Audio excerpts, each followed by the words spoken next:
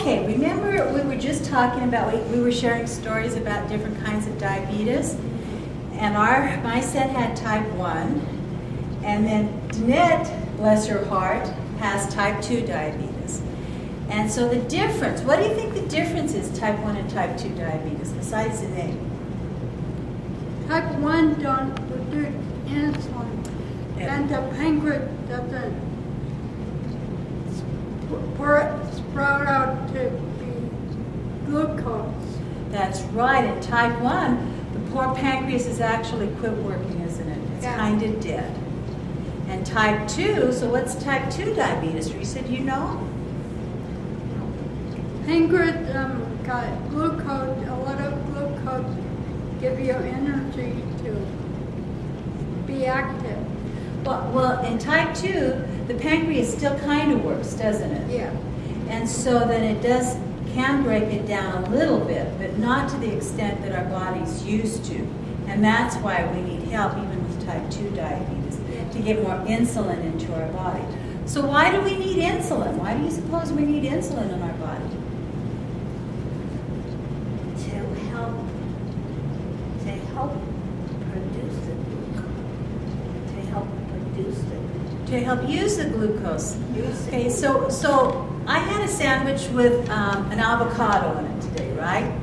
And so I ate the avocado, and do you think the avocado is going to show up in my arm? No. In my foot? No. No? It has to break.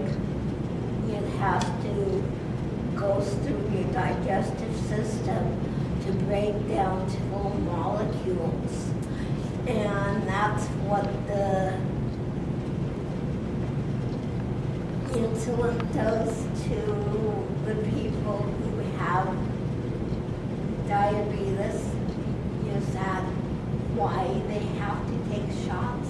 Right, we said that's how they get the insulin.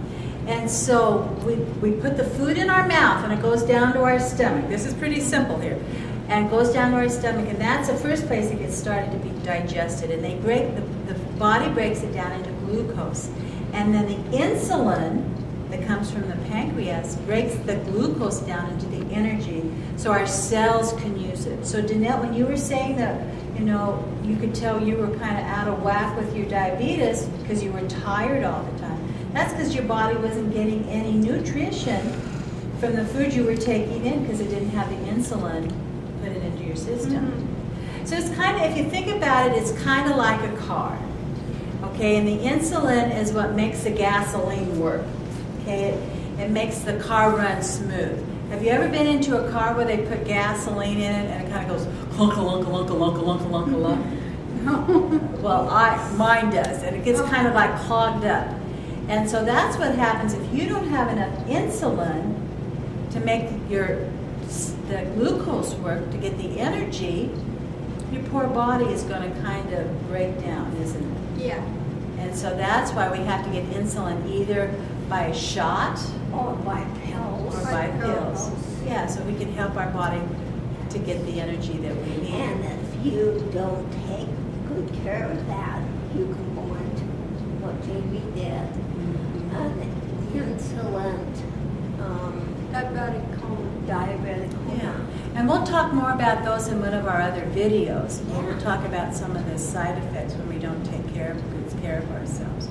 So today we've learned that there's a type 1 where the pancreas isn't working at all, and there's a type 2 where the pancreas works a little bit but not enough to keep us healthy. Right? Yeah. Right. Okay, was there anything else we wanted to cover in this section? So we're also going to do the food that we take into our bodies is also going to be healthier and not so healthy for us at times, right? Mm-hmm. And so we'll talk more about the healthy foods that our bodies can really break down well to give us lots of energy. And then especially this time of year when we have all the candies and stuff for Christmas, that food is not good for us at all. But do they make diabetic candy? Yeah, sugar-free candy. Yeah. And do you like that? Yeah. It's okay, but some of the side effects to having too much of that, I've heard people get diarrhea or other people get constipated. So it's still just the right amount. You can't just eat all that you want to eat. Mm-hmm. Okay, I think we'll stop this.